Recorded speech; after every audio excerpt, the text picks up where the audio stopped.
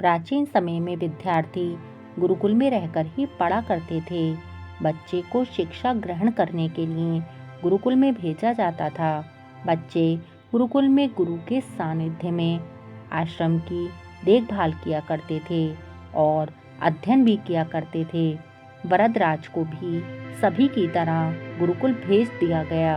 वहाँ आश्रम में अपने साथियों के साथ वह भी घुलने मिलने लगा, लेकिन पढ़ने में वह बहुत कमज़ोर था।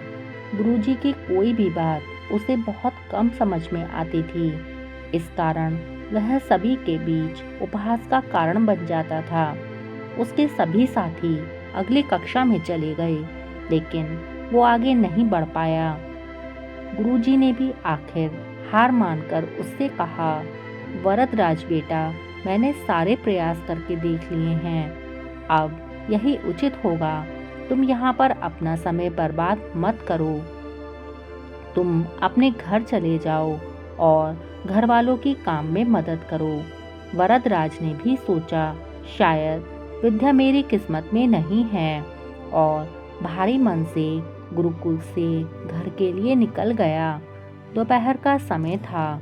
रास्ते में उसे प्यास लगी। इधर उधर देखने पर उसने पाया कि थोड़ी ही दूर पर कुछ महिलाएं कुएं से पानी भर रही थीं। वह कुएं के पास गया। वहां पत्थरों पर रस्सी के आने जाने से निशान बने हुए थे। तो उसने महिलाओं से पूछा, यह निशान आपने कैसे बनाए? तो एक महिला ने जवाब दिया, बेटे, यह निशान हमने नहीं बनाए। यह तो पानी खींचते समय इस कोमल रस्सी के बार बार आने जाने से ठोस पत्थर पर ऐसे निशान बन गए हैं। वरदराज सोच में पड़ गए। उन्होंने विचार किया, जब एक कोमल रस्सी के बार बार आने जाने से एक ठोस पत्थर पर गहरे निशान बन सकते हैं, तो निरंतर अभ्यास से मैं विद्या ग्रहण क्यों नहीं कर सकता। वरदराज ढेर सारे उत्साह के साथ वापस गुरुकुल आए और उन्होंने कड़ी मेहनत की। गुरुजी ने भी खुश होकर उसका भरपूर सहयोग किया।